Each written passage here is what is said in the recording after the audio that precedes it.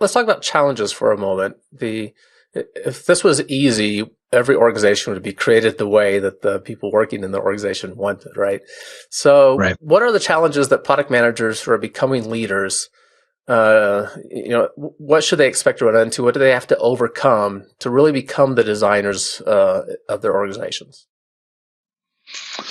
Yeah, in every presentation, you probably ought to have three good points, right? And just so happens there's three big challenges that almost always come up. And product managers, they actually are very well suited to take on this role of an organization architect, because they are used to working with products which are solutions to problems and designing solutions for customers, right? So they're used to that thinking, and they're used to being opportunity driven and designing things a better way.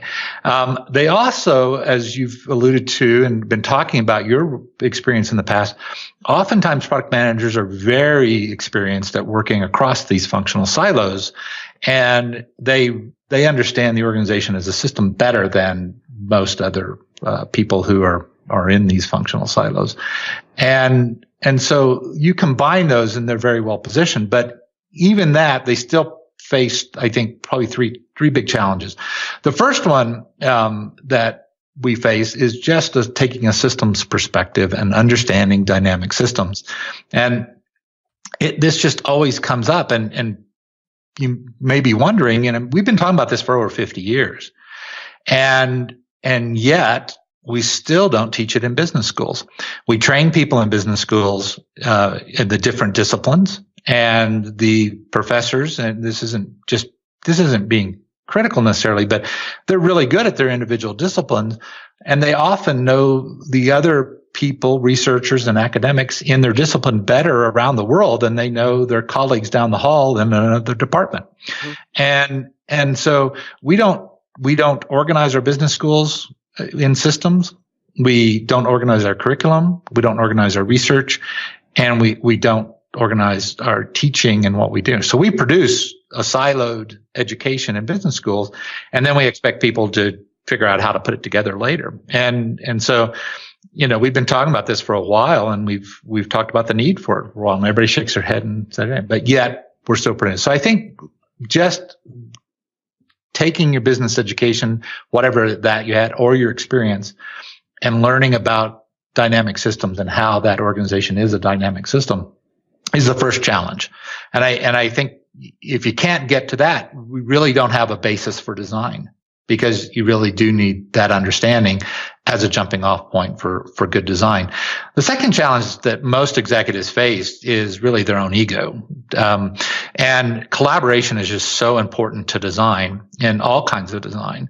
There's really no one single person, even a product manager who's experienced, that has all the answers to a good organization design or a good piece of the organization design.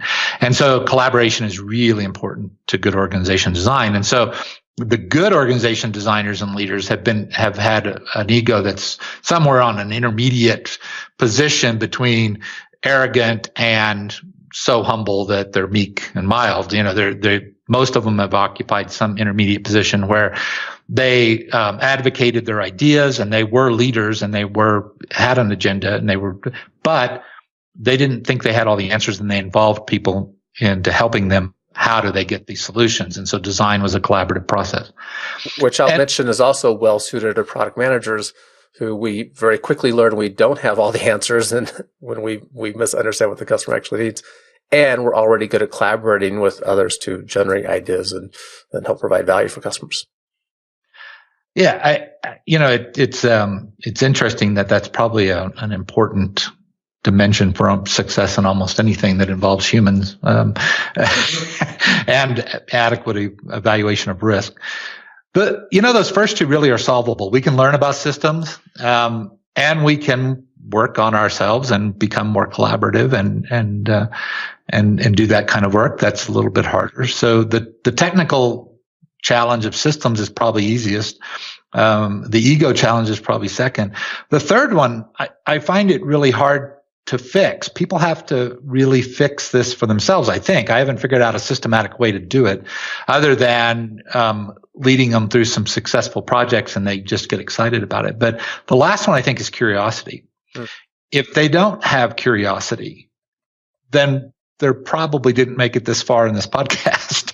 And so people listening to this podcast probably are curious. And so they're wondering why that might be a challenge. But there's just a heck of a lot of people running organizations and occupying organizations that aren't that curious about better ways to run the organization. And they just want to do it whatever way works. Let's get it done and get out of here, and I get that. But if you're not curious and you're not interested in, new and innovative ways that you might be able to, design the organization in a unique way, you're going to be very limited in the ability of creativity and innovation you can bring to management and the organization design.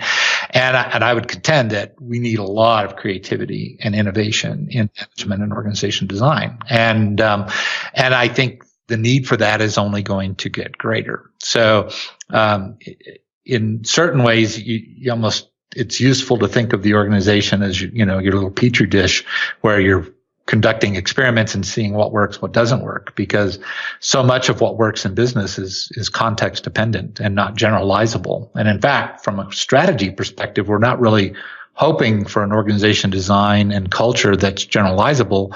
Otherwise, people will be able to copy it easy. So we're really looking for unique designs that fit our people, our purpose, our strategy, and the type of work we do. And so you need a custom design.